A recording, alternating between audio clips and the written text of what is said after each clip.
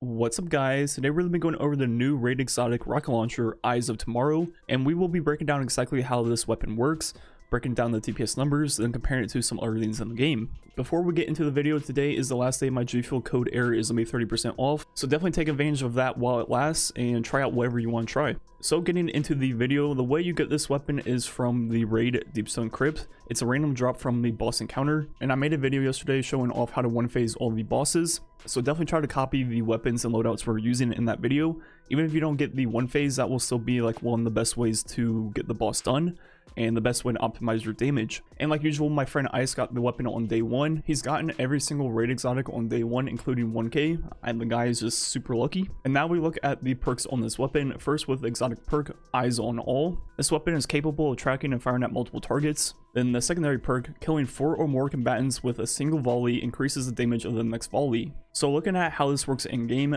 pretty much it's like Coil where it shoots multiple rockets at once. This one will shoot 6 at a time, and they will all come out first, and then once they're all out, they will go towards the target that they track.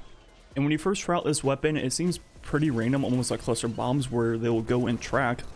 Then as you use it more and you finally ADS, you will quickly realize that you can track 6 targets at once by ADSing on them, and they'll have a little red square on them. And the first 6 targets you look at will have a red square on them, and you can un-ADS, re-ADS, and it'll just keep the first 6 things you see with that red square. So obviously that is really cool that you can target exactly which 6 enemies you want the rockets to go towards before you fire the weapon. So it's pretty much like Coil, but you can determine where the rockets actually go. And now we look at the damage on Carl without the buff. It's only hit for 20,184 per rocket on Carl, and there's 6 of them. So adding those together, 121,000 total damage per rocket shot, which is a lot. Now we get the buff and do it again. Now the numbers will be orange. Each rocket's only now hit for 30,276, which is a lot. Carl's dead. He's gone. I finally have a weapon to give Carl a taste of his own medicine. Now the rocket will do 181,000 per shot, which is a 50% increase with the buff. And a lot of bosses in the game will die from 1 rocket, which means you do that 181,000 damage pretty much right away. So that burst damage is obviously really high. Then if you need 2 rockets, if we look at that, shooting off 2 rockets will take just over 4 seconds, which means the DPS is 75,000, which is still really good and really good burst damage. Now if we need more rockets for like a raid boss and shoot off multiple, let's try out 4 using the highest reload speed we can get on the weapon with rocket launcher loader and also lunafaction.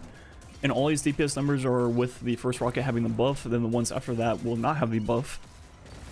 10.5 seconds, meaning DPS falls to 51,000, which is still pretty good and on par with most things in the game for like sustained DPS. So this rocket is pretty similar to the Lament, where it's gonna be insanely good for burst DPS, especially like things like strike bosses and things like that. But then for total like damage output over its entire reserves, its DPS is still pretty good. It's up there with most of the top tier DPS options in the game. For example, most slug shotguns do like in the low 40s, most swords do like in the mid 40s, then some of the anarchy combos and things like that do in the 50s. So this rocket for DPS is on par with everything else. Then its burst DPS is insanely good, just like the Lament and 4th Horseman. And before I show off the total damage output of this weapon, there is something weird going on with the secondary perk on this exotic rocket launcher, where it's supposed to get 4 kills with a volley to get the damage buff, but it seems to work with 4 kills of pretty much any weapon. I'm not quite sure exactly how it works. It might be 4 kills of a single mag. For example, if I get 4 kills with my SMG, I now have the rocket perk, and if I get rid of the rocket perk once again, I can do the same thing with the Deafening Whisper and reload between the 4 kills. So I'm not quite sure exactly how this works or what is making it work, but it seems like you can get the rocket buff from other weapons also. And if we consider that for the total damage output, this weapon holds 8 rockets, and with double reserves it still is at 8. So just like Coil, reserve perks do not work on this rocket launcher, which isn't too surprising. And the total damage output of this weapon will be over 1 million if you go into a boss fight where only the first rocket has the buff.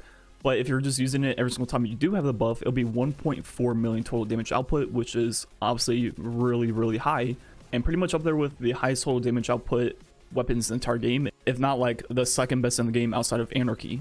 But unlike reserve perks, scavengers do work with this rocket. Without any scavengers, we get 2 per box. Then with 1 scavenger, we'll get 3. Then with double, we'll get 4. So getting half of our reserves per box is really good and will allow us to spam this weapon a lot for ad clear. So overall, this weapon is insanely good for ad clear. It's pretty much coil that can track exactly what you want it to go towards. So pretty much Ghorn, but more spread out, to be honest. It's pretty much Ghorn ad clear, but spread out.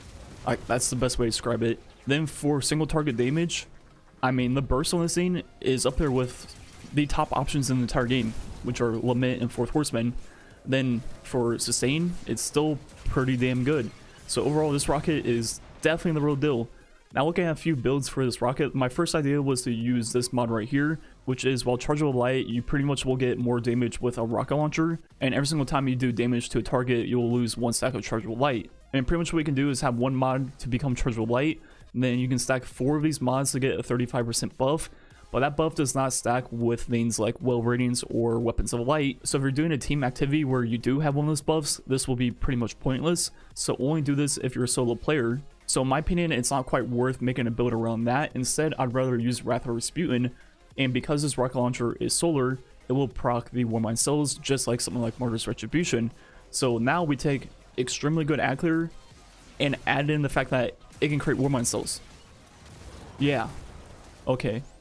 Then if we pair Global Reach on top of that, which will make the Warmind cells explosions bigger and have a bigger radius, then we also have Rage of the Warmind, which will make the explosion solar damage. Pretty much what this combo does is you use 1 rocket for ad clear, which will create a Warmind cell. Then when you shoot that Warmind cell, it will pretty much kill everything in the room, and the explosion will do solar damage, which means it can then proc Wrath of Rasputin itself and create more Warmind cells. So it's pretty much an infinite combo. Then to finish out the build, if we pair that with Martyr's Retribution, which will also create Warmind cells. Then for the final 2 mod slots we have, the first one will be Blast Radius. Ice does not have it on his account because he's a big dummy, but that will work with both the Martyrs and the rocket itself, and will become chargeable light on double kills with either of those weapons. And with those stacks of chargeable light, you can pretty much do whatever you want. I'm going to be using Rectal Pulse because it is my favorite chargeable light mod, and pretty much every single time I take damage while surrounded, it will do like a Warmind cell like explosion and pretty much kill everything around me. So overall, there's not much more for me to say about this rocket. It has really good burst DPS. It's on par with most of the best options in the game for like sustained DPS. Then for total damage output, it is among the highest options in the entire game. Then for ad clear, it's pretty much Ghorn or a coil that can track multiple enemies at once. I mean, this rocket is crazy. Anyways, I think that's gonna be it for the commentary. I'll just let the strike gameplay do the rest of the talking for me. Anyways, make sure to use my code ERROR on gfuel.com. 1 more day left of the 30% off, so definitely take advantage of that and try out whatever you want to try. Anyways, thanks for watching. Catch you guys next time.